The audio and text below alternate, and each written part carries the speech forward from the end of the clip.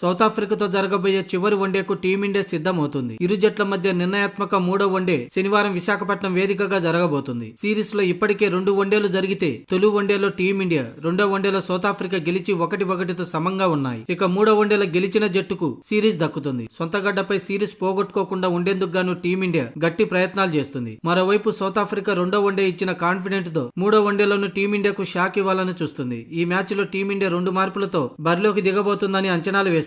ముఖ్యంగా opener SSP Jaiswal పై వేటు పడే అవకాశాలు కనిపిస్తున్నాయని నెటిజన్లు భావిస్తున్నారు. ఖచ్చితంగా గెలవాల్సిన ఈ మ్యాచ్ లో ఫామ్ లో లేని జైస్వాల్ ను పక్కన పెట్టి రోహిత్ తో పాటు గైక్వాడ్ ను ఓపెనర్ గా పంపే అవకాశాలు కనిపిస్తున్నాయంటూ మీడియాలో కథనాలు వస్తున్నాయి. వరుసగా 2 మ్యాచ్ల్లో విఫలమయ్యాడు జైస్వాల్. అయితే మరొక ఛాన్స్ గా మూడో వన్డేలో కూడా అతనికి టీం మేనేజ్మెంట్ అవకాశం ఇచ్చే సూచనలు కనిపిస్తున్నాయి. ఒకవేళ చివరి వన్డేలో కూడా విఫలమైతే తదుపరి వన్డే సిరీస్ నుంచి దూరం పెట్టే అవకాశం ఉంది. దీంతో మరొక ఛాన్స్ అతనికి లభించే అవకాశం ఉంది. అంటే మూడో వన్డేలో మరోసారి రోహిత్ శర్మ, ఎస్ఎస్పి జైస్వాల్ ఓపెనర్ గానే బరిలోకి దిగుతారు. రుతురాజ్ గైక్వాడ్ మిడిల్ లోనే, అంటే 4వ స్థానంలోనే బ్యాటింగ్ చేయనున్నాడు. ఇక అటు బ్యాటింగ్, బౌలింగ్ లో విఫలమవుతున్న వాషింగ్టన్ సుందర్ ని మాత్రం మూడో వన్డే నుంచి తప్పించే అవకాశం ఉంది. అదే జరిగితే తిలక్ వర్మ లేదా నితీష్ కుమార్ రెడ్డిలలో ఒకరికి ఛాన్స్ దక్కనుంది. మరోవైపు బౌలింగ్ విభాగంలో హర్షిత్ రాణా, ప్రసిద్ధి కృష్ణలు భారీ పరుగులు సమర్పించుకుంటున్నారు. తొలి వన్డేలో హర్షిత్ రాణా సూపర్ స్పెల్ కారణంగా అతడికి మూడో వన్డేలో కూడా అవకాశం రానుంది. ఇక ప్రసిద్ధి కృష్ణ మాత్రం పక్కన పెట్టాలా వద్దా అనే దానిపై సందిగ్ధత నెలకొంది. ఎందుకంటే మరో ఆప్షన్ బెంచ్ పై లేదు. దీంతో అతనికి తుది జట్టులో స్థానం ఖాయం. మొత్తానికైతే